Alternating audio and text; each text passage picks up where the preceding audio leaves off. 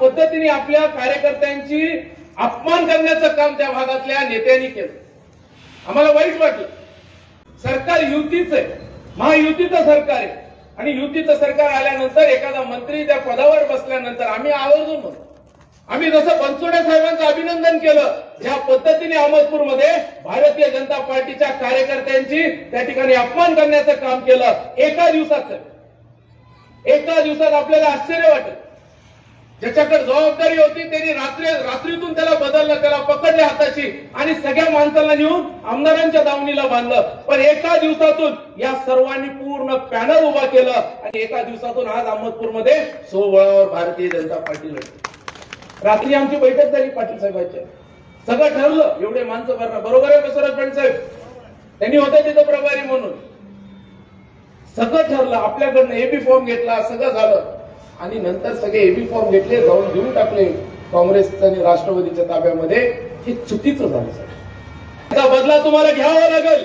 भारतीय जनता पार्टीच्या माणसाला निवडून आणावं लागेल.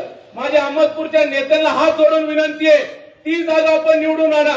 तुमच्या सर्व भारतीय जनता पार्टीच्या जिल्हा परिषद, पंचायत समिती, आम्ही सर्वजण मिळून जी काही ताकद लागेल, तन मन धन हे अहमदपूरसाठी आम्ही द्यायला तयार आहे. पण फक्त तुम्ही लढाईची तयारी दाखवायला. गेल्यानंतर ग्रामीणची बैठक बोलवा, चाकूरच्या कार्यकर्त्यांची बैठक बोलवा, तुम्ही अध्यक्ष बैठक बोलवा.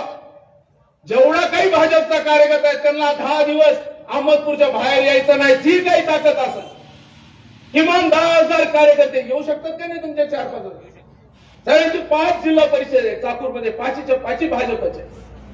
सर्वांनी ताकदीने तिथं उतरा आणि तुम्ही काळजी करू नका, 5च्या 5 भाजप लढणार आहे.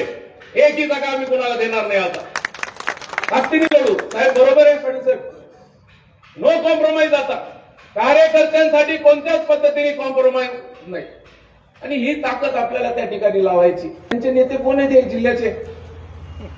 काय नाव? सहकार मर्शी. त्यांच्यामुळे मंत्री झालं म्हणतात. ते कुणामुळे म्हणतात? त्याच्यामुळे मंत्री झालं. त्यांना सांगू ना आता काय मंत्री कुणामुळे झालंय. आणि खरंच यांनी येऊन दाखवा, फिरून दाखवा होतं इकडं. असं नाही, एका एकत्रित बसलो, एका विचाराने एकत्रित बसलो तर त्याच्यामध्ये बदल करायचा नाही. आणि पाटील साहेब बेईमानीला जागा, गद्दारीला आपल्याला माफी नाही.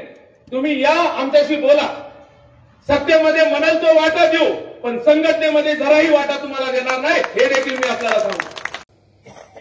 काहीतरी लोकांच्या मुठभर लोकांच्या पोटदुखीमुळे ही आमची युती तोडली आहे. आम्ही जबाबदार नाही.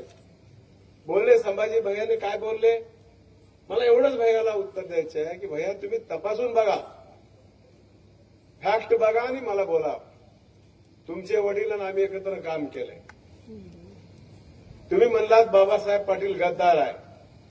मी बिलकुल गद्दार नाही. जनतेत मी न्याय द्यायला तयार आहे, परमेश्वराकडे देखील न्याय आहे. मी 8 जागा दिल्या होत्या, रेकॉर्ड आहे माझ्याकडं. वार्ड क्रमांक 3 मध्ये मुस्लिम समाज जास्त आहे, तिथे तुम्हाला उमेदवारी जमणार नाही, आपला माणूस निवडून येत नाही. मुस्लिम समाज आज शिवसेनेला मतदान करायला तयार आहे, मशालीला मतदान करायला तयार आहे, अजून कमळाकडे यायला तयार नाही. येईल काही दिवसाला, त्यांना विश्वास संपादन करावं लागेल. आपण घड्याळाकडे यायला तयार आहे. उगा एक जागा घालू नका, ही माझी मागणी होती. पण ह्याला महायुती होऊ द्यायची नाही. गद्दार कोण आहेत? विधानसभेला ज्यांनी पक्षाच्या विरोधात भूमिका घेतली ते गद्दार का आम्ही गद्दार? आम्हाला गद्दार म्हणून तुमचं जर भलं होत असेल तर म्हणा, आम्हाला काही हरकत नाही. गद्दार म्हणल्याने कुणी गद्दार होत नाही. आमच्या गुरुने, आमच्या बापदादांनी आम्हाला संस्कार चांगले दिलेत. काटा काढला तर त्याचा थँक्स म्हणून आभार मानणारे बापदादांनी सांगितले, त्याचा आभार मानावा लागते म्हणून. मग ह्या लोकांनी तर आम्हाला, संघाच्या लोकांनी तर पाठीमागे उभारून मतदान केलं. आम्ही कशी त्यांना गद्दारी करू? समजून घेण्याचा प्रकार वेगळा आहे. त्यांनी म्हणलं म्हणून मला बोलून माझा तोंड मोकळं करायचं नाही. जबाबदार आम्ही. आज मला जबाबदारीनेच बोलावं लागेल आणि मागेही मी जबाबदारीने बोललोय. पण अशा प्रकारचं गढूळ वातावरण करून काही लोक राजकारणाची पोळी भाजून घेत आहेत. भाजून घेऊ द्या त्यांना.